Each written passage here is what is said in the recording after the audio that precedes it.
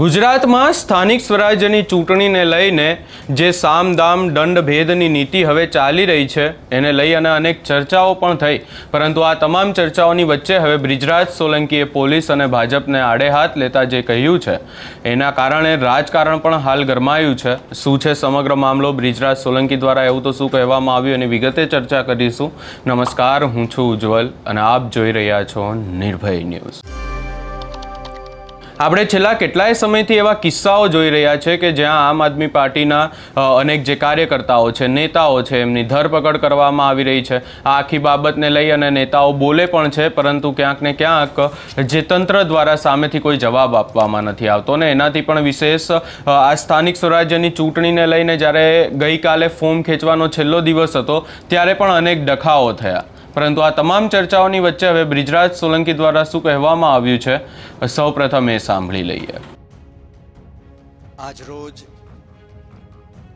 કણજા જિલ્લા પંચાયત આમ આદમી પાર્ટીની વિજય વિશ્વાસ સભામાં ઉપસ્થિત મંચ ઉપર વિરાજમાન આપણા સૌના લોક લાડીલા વિસાવદરના ધારાસભ્ય, એવા જ યુવાનોના પ્રેરણા સ્ત્રોત, યુવાનોના માર્ગદર્શક ગોપાલભાઈ ઇટાલિયા માટે એકવાર જોરદાર તાળીઓ થઈ જાય મિત્રો।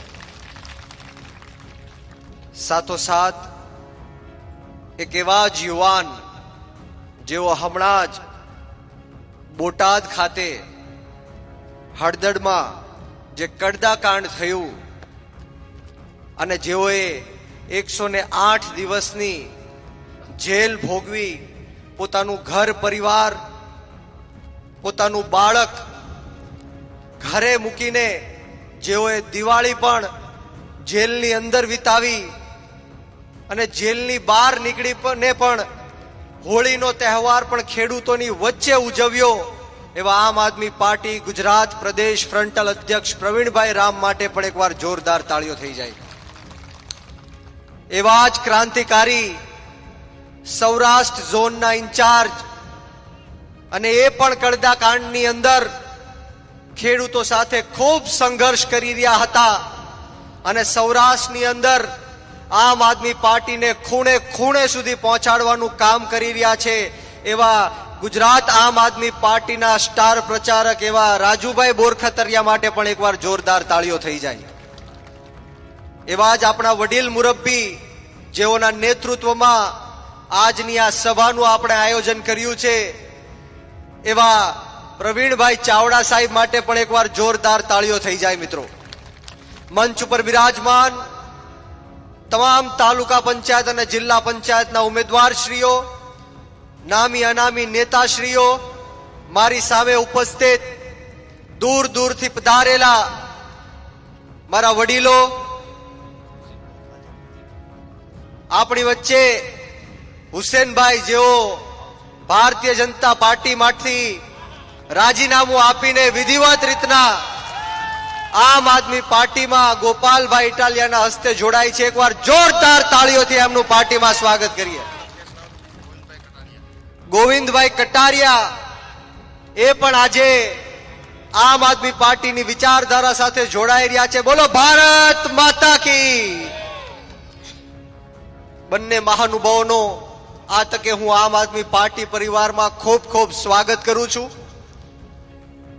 મારી સામે ઉપસ્થિત મારા પિતા તુલ્ય વડીલો, મારી માતૃશક્તિ, ભાઈઓ બહેનો, બાળકો અને ખાસ કરીને મારા સાવજો જેવા યુવાનો ઉપસ્થિત છે, ત્યારે હું બ્રિજરાજ સોલંકી આ પરિવર્તનની લડાઈમાં આપ સૌનું ક્રાંતિકારી સ્વાગત કરું છું, આપનો હૃદયપૂર્વક આભાર વ્યક્ત કરું છું મિત્રો।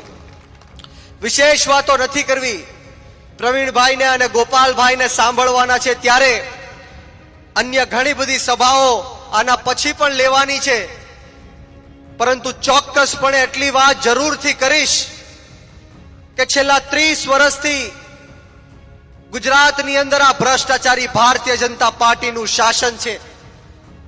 આપણે હજારો કરોડો રૂપિયા ટેક્સ આ સરકારને ચૂકવીએ છીએ, છતાં પણ આપણા ગામોની અંદર, આપણા વિસ્તારોની અંદર તૂટેલા રોડ રસ્તાનો પ્રશ્ન હજી ને હજી એમનેમ છે, પીવાના પાણીનો પ્રશ્ન છે, વીજળીનો પ્રશ્ન છે, સરકારી દવાખાનાઓમાં દવાઓ નથી, ડોક્ટરો નથી, સરકારી શાળાઓમાં શિક્ષક નથી, ઓરડાઓ નથી. ખેડૂતોની સમસ્યાની મારે વાત નથી કરવી. અહીંયા મોટા ભાગના લોકો ખેતી સાથે સંકળાયેલા છે, પરંતુ આ વિસ્તારની અંદર મને ખ્યાલ છે કે ખાતરનો સૌથી મોટામાં મોટો પ્રશ્ન છે. આજુબાજુના વિસ્તારોમાં ખાતર મળે છે, પરંતુ આ વિસ્તારના ખેડૂતો સાથે અન્યાય અને અત્યાચાર કરવાનું કામ આ ભારતીય જનતા પાર્ટીની સરકાર કરે છે. ખાતર માટે લાઈનમાં ઊભું રહેવું પડે છે. વાત સાચી કે ખોટી? આપણે સૌએ આપણી આત્મા જગાડવાનો સમય આવી ગયો છે મિત્રો. મારે તમને વાત એ કરવી છે કે અત્યારે ગુજરાતની અંદર આ ભારતીય જનતા પાર્ટી હાર ભાળી ગઈ છે. એમને ખબર છે કે ભાજપને જો કોઈ હરાવી શકે એમ હોય તો એ આમ આદમી પાર્ટી છે અને આમ આદમી પાર્ટીના નેતાઓ છે. એટલા માટે તાજેતરમાં આપણે સમાચારોમાં જોઈએ છીએ, સોશિયલ મીડિયાના માધ્યમથી સમાચાર આવે છે કે આમ આદમી પાર્ટીના ઉમેદવારોને અપહરણ કરવાનું કામ આ ભાજપના નેતાઓ કરે છે, લાલચ આપવાનું કામ કરે છે, ડરાવવાનું કામ કરે છે, ધમકાવવાનું કામ કરે છે. પરંતુ આમ આદમી પાર્ટીનો એક એક સૈનિક અરવિંદ કેજરીવાલ સાહેબનો સૈનિક છે, આમ આદમી પાર્ટીનો સૈનિક છે. અમે રાજકારણ કરવા માટે નહીં, પરંતુ રાજનીતિ બદલવા માટે આવ્યા છીએ. ત્યારે આપ સૌનો સાથ સહકાર જોવે છે, આપ સૌના આશીર્વાદ જોવે છે, પ્રેમ જોવે છે.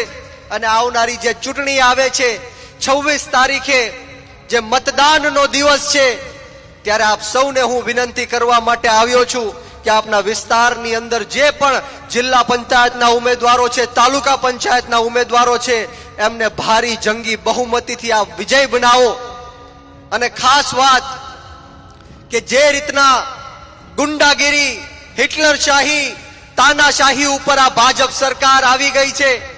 હમણાં આપ સૌએ સોશિયલ મીડિયાની અંદર જોયું હશે કે જ્યારે હું સુરતમાં એક સભા કરવા માટે જતો હતો, ત્યારે હર્ષ સંઘવીએ, આ ગુજરાતના ગૃહમંત્રીએ, આખા ગુજરાતની પોલીસ મારી પાછળ મૂકી દીધી કે ગમે એમ કરીને બ્રિજરાજભાઈને પકડો, કારણ કે જો એ સુરતમાં આવશે તો મારો વિરોધ કરશે, ડ્રગ્સના મુદ્દાને ઉજાગર કરશે. એટલે મને ભરૂચ ખાતેથી ડિટેન કરવામાં આવ્યો અને 40 કલાક સુધી મને ગેરકાનૂની રીતના પોલીસ સ્ટેશનમાં ગોંધી રાખવામાં આવ્યો. પરંતુ ગર્વ સાથે કહું છું કે દિવસે જે સભામાં પબ્લિક હતું એના કરતા પણ 3 ગણું પબ્લિક એની પછીની સભામાં થયું. અને હર્ષ સંઘવીના હોમ ટાઉનમાંથી, સુરત ખાતેથી હર્ષ સંઘવીને પણ જાહેર મંચ ઉપરથી મેં કીધું કે રણ में जो हार मान ले वो वीर नहीं है, रण में जो हार मान ले वो वीर नहीं है, जो प्यास ना बुझा सके वो नीर नहीं है, कुर्सी पर बैठे नेता किसी घमंड में ना रहे, ये सत्ता किसी के बाप की जागीर नहीं है. આ સત્તા કોઈના બાપની જાગીર નથી. જો હર્ષ સંઘવી એવું સમજતો હોય કે આ દેશ મોદી અને શાહના ફરમાનથી ચાલશે, તો આ દેશ મોદી કે શાહના ફરમાનથી નહીં, પરંતુ ડોક્ટર બાબા સાહેબ ભીમરાવ આંબેડકરના સંવિધાનથી ચાલશે. એ ડોક્ટર બાબા સાહેબ ભીમરાવ આંબેડકર જેની એક કલમ 100 તલવારને બરાબર હતી, એ ડોક્ટર બાબા સાહેબ ભીમરાવ આંબેડકર જેણે કીધું હતું કે 100 દિવસ બકરાની જિંદગી જીવવા કરતા 1 દિવસ સાવજની જિંદગી જીવીને જોઈ લ્યો. એ ડોક્ટર બાબા સાહેબ ભીમરાવ આંબેડકરના સંવિધાનની પ્રસ્તાવના ઉપર આપણે ચાલવાનું છે. મિત્રો, આમ આદમીની સભામાં તમે સૌ બેઠા છો ત્યારે મને ખૂબ ખુશી થાય છે, ગર્વ થાય છે. અત્યારે ડરનો માહોલ ભાજપે બનાવ્યો છે, પરંતુ અહીંયા બેઠેલો એક એક આમ આદમી પાર્ટીનો નેતા મોતને મુઠ્ઠીમાં લઈને ફરવા વાળો નેતા છે, મોતનું કફન બાંધીને તમારી માટે નીકળેલો નેતા છે. અમે કોઈનાથી ડરવા કે ગભરાવા વાળા લોકો નથી. આમ આદમી પાર્ટીના મુઠ્ઠીભર નેતાઓ અત્યારે આ ભાજપને હંફાવી રહ્યા છે. મિત્રો, આપ સૌના આશીર્વાદથી અને પ્રેમથી સમગ્ર ગુજરાતની અંદર અત્યારે આમ આદમી પાર્ટીને ખૂબ સમર્થન મળી રહ્યું છે. પરંતુ દુઃખ સાથે કહેવું પડે કે આ ભાજપના શાસનમાં 18 વર્ણના લોકો ત્રાહિમામ પુકારી ચૂક્યા છે. દરેક સમાજ, જ્ઞાતિ અને ધર્મના લોકો ત્રાહિમામ પુકારી ચૂક્યા છે. બોલો કયા સમાજની વાત કરું, કઈ જ્ઞાતિની વાત કરું, પાટીદાર સમાજની વાત કરું, તો અમરેલી જિલ્લાની અંદર પાટીદાર સમાજની એક અપરિણિત દીકરીને રાતના 12 વાગે આ ભાજપના ઈશારે પોલીસ વાળા ઘરેથી લઈ જઈને વરઘોડો કાઢે છે, જેલની અંદર લઈ જઈને એને પટ્ટા મારવાનું કામ કરે છે। 14 નિર્દોષ પાટીદાર સમાજના યુવાનોને મોતને ઘાટ ઉતારવાનું કામ આ ભારતીય જનતા પાર્ટીએ કર્યું છે। મિત્રો, મારે કોળી સમાજની તમને વાત કરવી છે કે જસદણ વિછિયાની અંદર નિર્દોષ 92 લોકો ઉપર ખોટા 307 ના કેસ કર્યા, માર્યો, જેલમાં નાખ્યા। કોળી સમાજના અનેક લોકો ઉપર ખોટા કેસ કરીને જેલમાં નાખવાનું કામ આ ભારતીય જનતા પાર્ટીએ કર્યું છે। દલિત સમાજના યુવાનને મારી નાખવાની ધમકી મળે છે જ્યારે સુદામડા ખાતે આમ આદમી પાર્ટીની સભામાં હાજરી આપે છે। એક ભાજપનો નેતા એને ફોન કરીને ગાળો આપે છે, અપમાનિત કરે છે। આવો અન્યાય અને અત્યાચાર દલિત સમાજ સાથે આ ભાજપના નેતાઓ કરે છે। ક્ષત્રિય સમાજની વાત કરું તો ક્ષત્રિય સમાજની મહિલાઓ સાથે અભદ્ર વ્યવહાર કરે છે। ત્યારે મારે આપ સૌને કહેવું છે કે હવે સમય આવી ગયો છે, આપણી પાસે આમ આદમી પાર્ટીનો વિકલ્પ છે। એ આમ આદમી પાર્ટી જેના નેતાઓને જેલમાં નાખ્યા છતાં પણ એક પણ નેતા ડગ્યો નથી, ઝૂક્યો નથી। ચૈતરભાઈ વસાવા 3 મહિના સુધી જેલમાં રહ્યા, અનેકો ઓફર આવી છતાં પણ એને હાર નથી માની। આપણા પ્રવીણભાઈ રામને ઘણી બધી ઓફરો કરવામાં આવી છતાં પણ પ્રવીણભાઈ રામ ઝૂક્યા નથી। આવા મરદ માણસોની સેના આમ આદમી પાર્ટીમાં છે। આપના ખંભે જવાબદારી છે કે આપણા પ્રવીણભાઈ ચાવડા જેવા ઉમેદવારને પણ આપણે આગળ લઈ જઈએ અને બહુમતીથી વિજય બનાવીએ।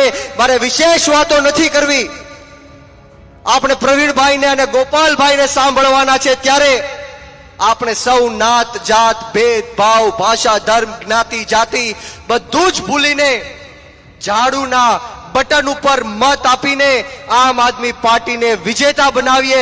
આપણા હોનહાર યુવા નેતા એવા વનરાજભાઈ ચાવડા પણ અહીંયા ઉપસ્થિત છે, જેઓની જહેમતથી આજે હજારોની સંખ્યામાં આપ સૌ અહીંયા ઉપસ્થિત થયા છો। ત્યારે મારે આજે તમને એટલું જ કહેવું છે કે આ ભારતીય જનતા પાર્ટી અને એના શાસનમાં 2023માં માત્ર 1 વર્ષમાં એટલે કે 365 દિવસમાં 9000 કરતા પણ વધારે નિર્દોષ ગુજરાતીઓએ આત્મહત્યા કરી છે। મિત્રો, 9000 કરતા પણ વધારે નિર્દોષ ગુજરાતીઓએ આત્મહત્યા કરી છે। 900 કરતા પણ વધારે નિર્દોષ લોકોના 365 દિવસમાં ખૂન થયા છે। 2000 કરતા પણ વધારે માતાઓ બહેનોનો રેપના બનાવ આ ગુજરાતની અંદર થાય છે। ત્યારે આપણે સૌએ આપણી આત્મા જગાડવાની છે। તમે અહીંયા બ્રિજરાજ સોલંકીને પણ સાંભળ્યા અને વાત ક્યાંક ને ક્યાંક બ્રિજરાજ સોલંકીની પણ સાચી છે, કારણ કે અનેક એવા કિસ્સાઓ સામે આવ્યા છે કે જ્યાં પોલીસનો ઉપયોગ થઈ રહ્યો છે, ઉમેદવારોને ડરાવવા ધમકાવવામાં આવી રહ્યા છે। અને હવે આજે આખી બાબતને લઈ અને બ્રિજરાજ સોલંકીનું જે નિવેદન સામે આવ્યું છે એને લઈ તમારો શું અભિપ્રાય છે એ અમને કમેન્ટ કરી જરૂર જણાવશો અને અમારી ચેનલ નિર્ભય ન્યૂઝને લાઇક શેર સબસ્ક્રાઈબ કરવાનું ભૂલશો નહીં।